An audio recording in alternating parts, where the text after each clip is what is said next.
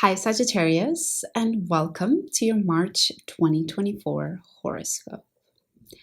March has a lot less Pluto energy than the first 2 months of the year did, so that's good news.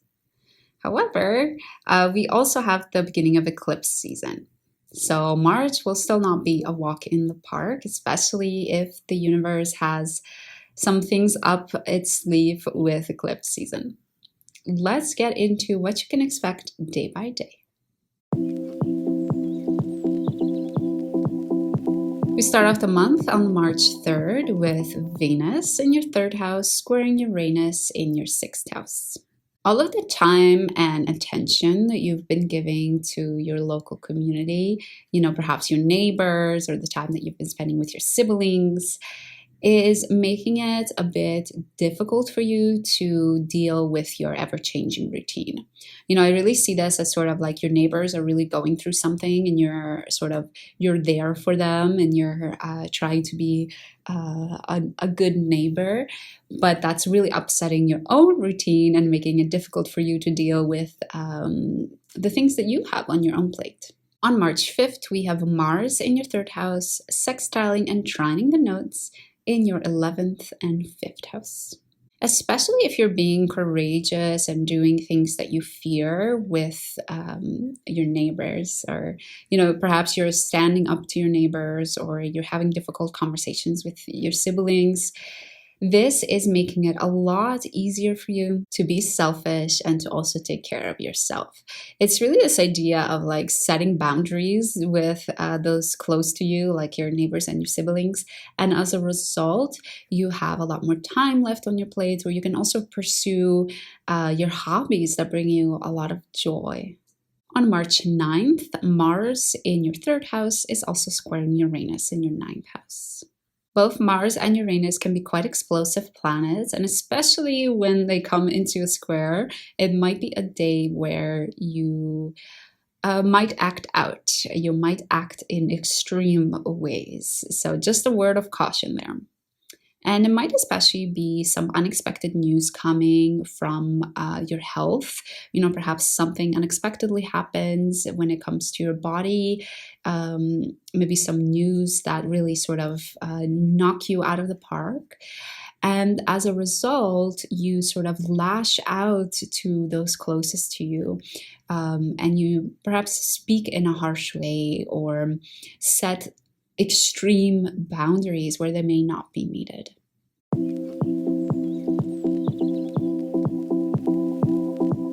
On March 10th, there's a new moon in Pisces in your fourth house.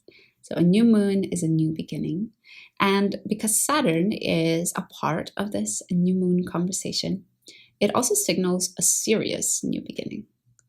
So what this could look like for you, Sagittarius, is that you are starting something new in regards to your family or home. Perhaps there's a new addition to your family. Perhaps you're moving to a new home. Perhaps you're renovating. And because Saturn is there, you might really be quite strict and quite regimented with it. So, if you're moving, you're all of a sudden super organized. You hire a moving company. You create a huge to-do list where you check off all of the things that need to get done. Pisces is the sign in your fourth house. So one piece of advice would be to follow your intuition. Anything that comes up around this new moon that has to do with this new start, this new beginning, make sure you follow it, because that feeling might lead you to a really wonderful place. On March 11th, Venus also enters your fourth house, or the sign of Pisces. So now that you're moving, because that's the example that we're going to use, you are trying to make it more beautiful, more peaceful, more harmonious, because Venus has entered your fourth house.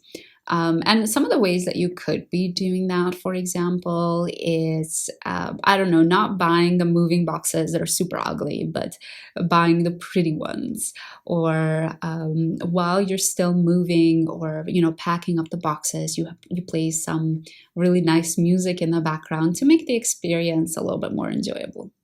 On March 20th, the Sun enters Aries, or your fifth house.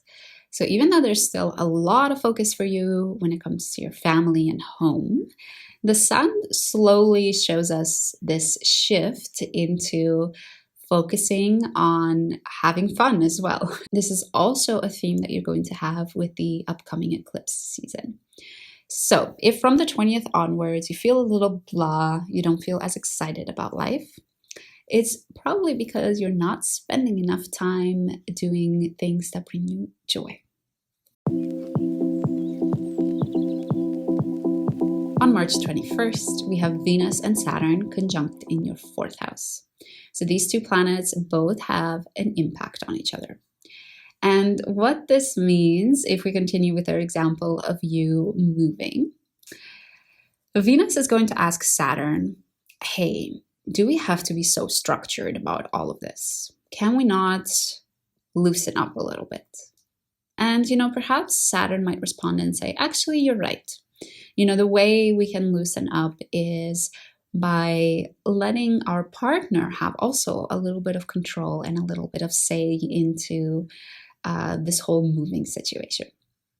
The other way around, Saturn could also ask Venus, hey, is playing beautiful music in the background while we're packing really a way to make this situation nicer? And Venus might respond and say, okay, yes, you're right. Maybe we can do this in a more meaningful and impactful way. And Venus, as a response, might say, what would be a really beautiful way to close off this chapter is actually going to the local archive and looking up the history of this home and honoring and getting in touch with the meaning and the beauty behind this home and the people that have lived in it throughout the years. On March 23rd, we also have Mars entering Pisces, or your 4th house. And this shows that you have a lot more energy, a renewed sense of enthusiasm for all of the things happening either with your family or with your home situation. And this makes sense. The way I sort of look at it is the insights that you had from the Venus and the Saturn conjunction are helping add to this rejuvenation, to this feeling of having new ideas that you want to try out and approaching things in a much more meaningful way. On March 24th, Venus in your 4th house sextiles Jupiter in your 6th house.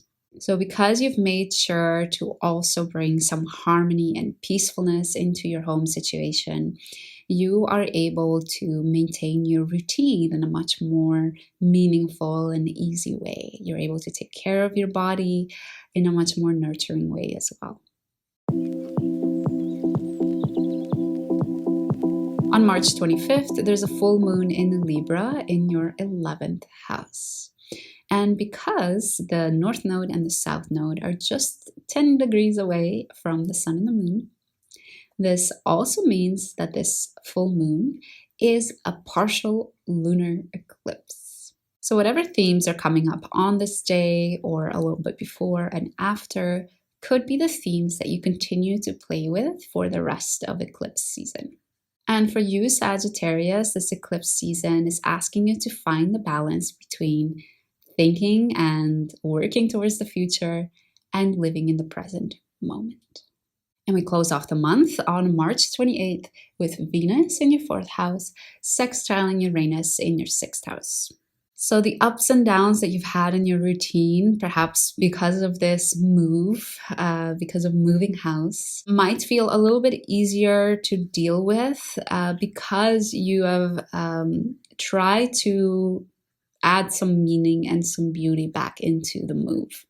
Because you've tried to make it meaningful and something as a source of connection and joy, you are able to deal with the wacky routine that it might be causing in your life.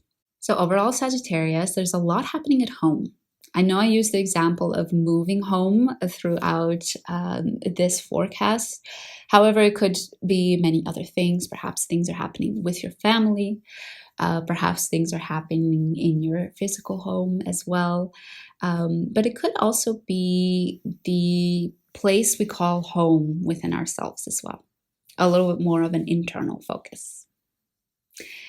So, whatever it is, I hope you take care of yourself. I hope you enjoy it and try to bring some beauty back into it, even if it might feel crazy and uncertain at times. I hope you enjoyed this forecast. I hope it helps bring you some comfort for the month ahead. And if you want to make sure you catch the April horoscope, then make sure you subscribe. I hope to see you again soon.